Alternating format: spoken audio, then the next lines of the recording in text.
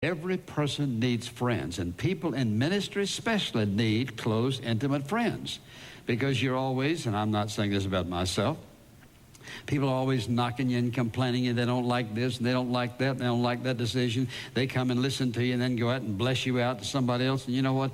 One thing a pastor needs, some good, solid friends who are loyal, devoted. We love each other. We accept each other. And I think about missionaries on the mission field, for example, who leave their families back here and they take their kids off into some jungle somewhere or some distant place in some foreign language, and all of their friends are somewhere else. And there has to be times of great loneliness.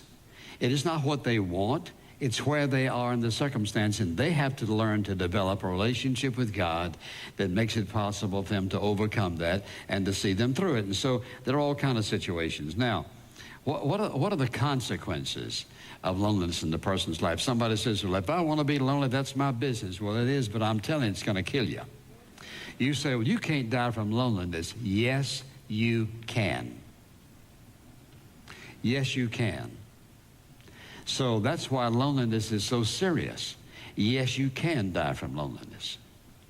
So let's think about some of those consequences, and I think about how it affects people. Think about this. And the first few here that I mentioned are pretty evident. That is, if a person is lonely, really lonely, it's going to affect your moral life. If you're lonely, you want to be attached, that is, or you want some kind of relationship. It may be a physical relationship. Because you see, why are we so sexually oriented? Why are we so lustfully oriented? Why? Because people are trying to fill up something in their life. And what they don't realize is this, that the sex act, whatever it may be, was never meant to take the place of a genuine relationship with God.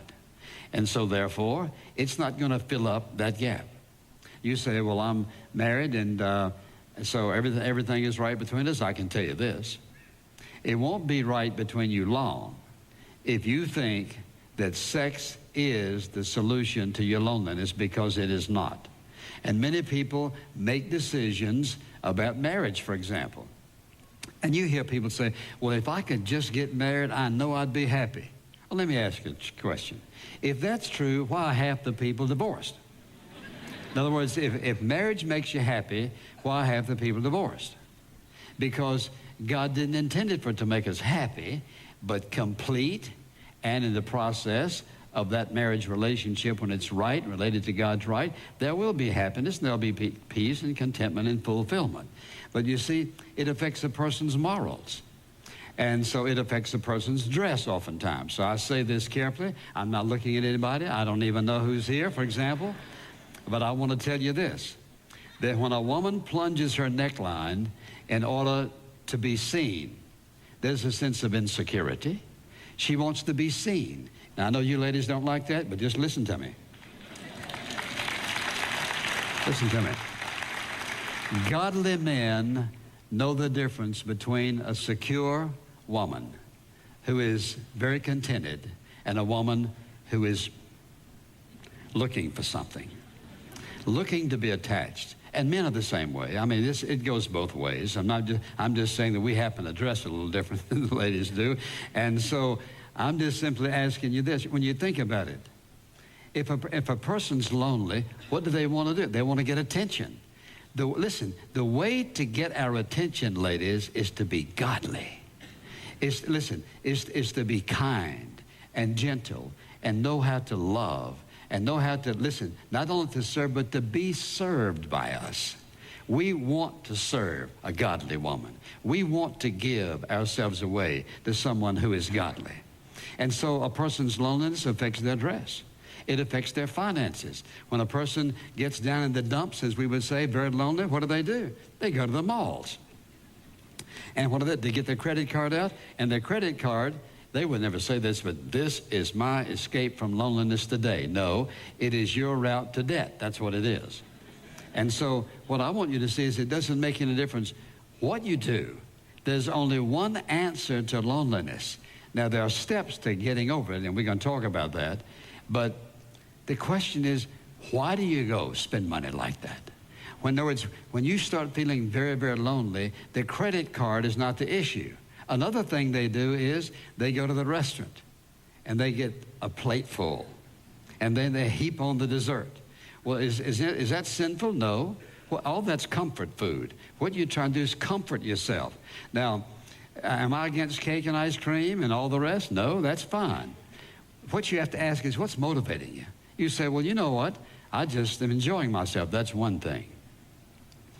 But if it's comfort because you're lonely, you can eat yourself to death.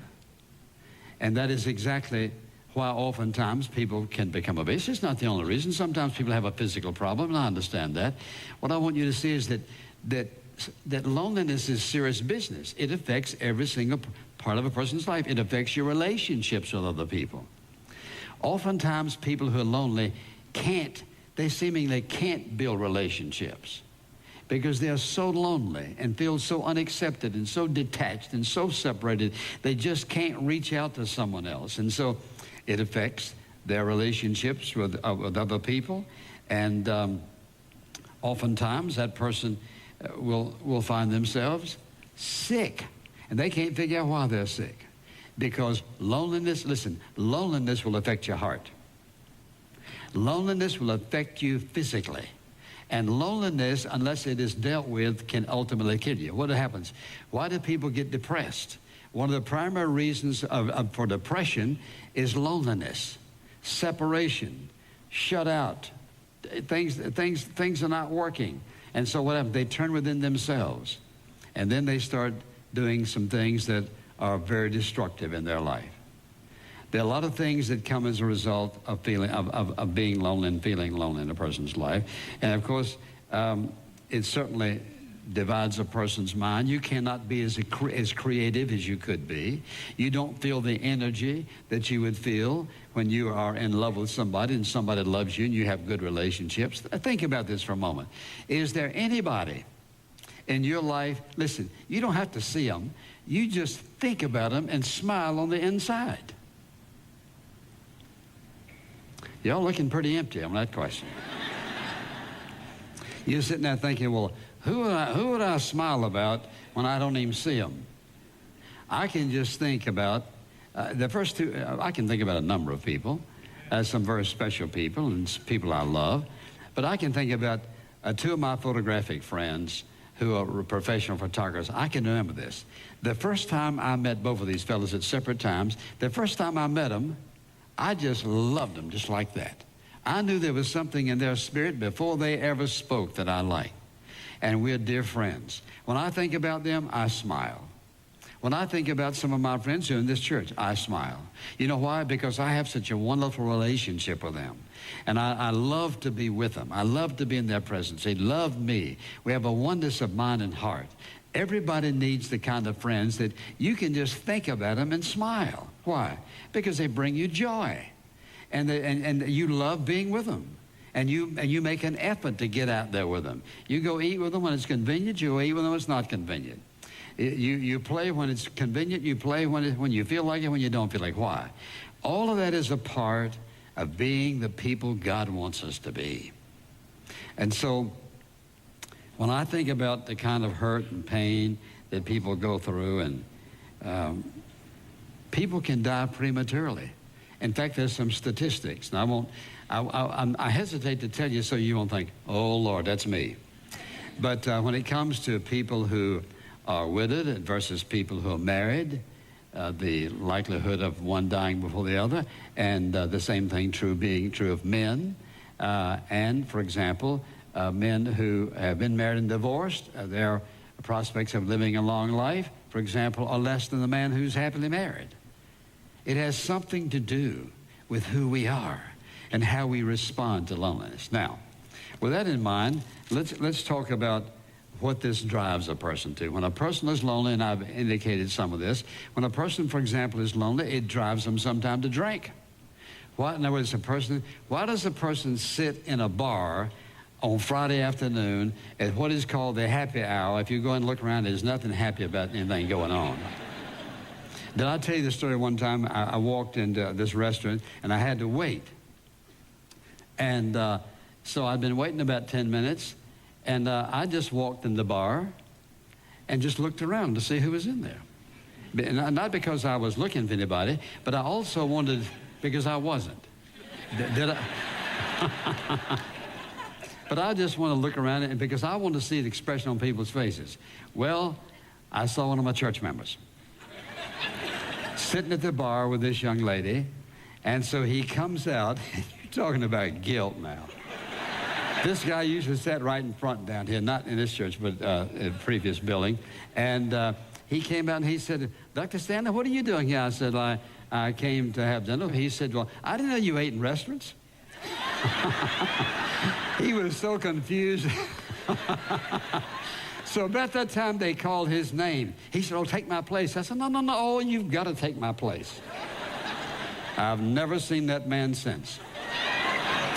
Never came back to church. Well, drinking is not a cure for loneliness. Drugs are not a cure for loneliness, and people go to these things trying to cure something that's not going to happen. Television, for example, is not. Computers are not. Think about this. Getting on the internet, and you're so lonely, you want to connect with somebody you've never seen, never heard. All you've got is what they tell you about. That tells you where we are. We're a lonely people, and we'll do anything to find some kind of attachment, some kind of relationship, something that sort of cures or takes the pain of hurt and being separated. And I would never belittle anybody's pain. I've had my share of it, just like many of you have. And there's nothing, you know, I can remember getting out of the bed at nighttime because I couldn't sleep and getting on my face and crying out to God to take it out of my life, which he did.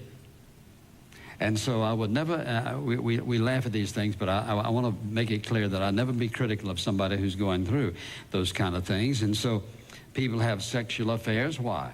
Because they're trying to cure loneliness. It doesn't cure loneliness. That's not what goes on.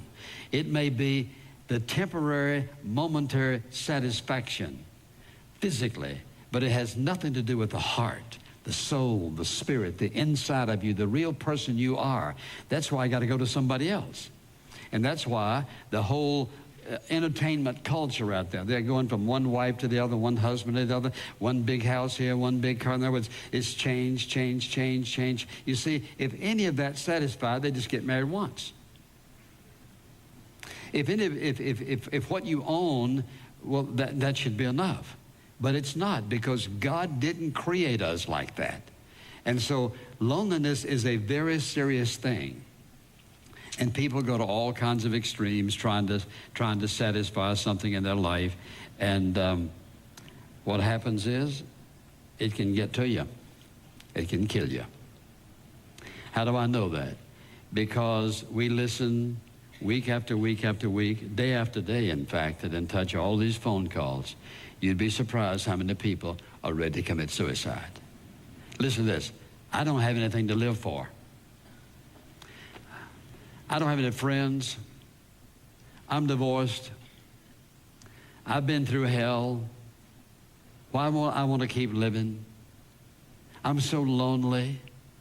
This apartment, these four walls, this empty place. Why? Because you see, loneliness is like this cloud that's covered them, and it's cloaked them over, and it's smothered them. And somehow they can't get out of it because they're heading in the wrong direction. You see, they've tried all that. They've tried all the material things. They've tried all the sex. They've tried all marriage and all this and prominence and prestige. Why do people in great positions, why do they commit suicide? Why do people with so much money commit suicide? Why would people who are married to beautiful, handsome men and women, why do they commit suicide? Because there's only one source of genuine contentment and peace and happiness in life. And it is not in each other, though that's important. Not in things, though they're important. It's in a relationship with Him. And when that relationship is right, you can face any kind of trial, difficulty, hardship, separation, death, you name it, you can face it. Amen.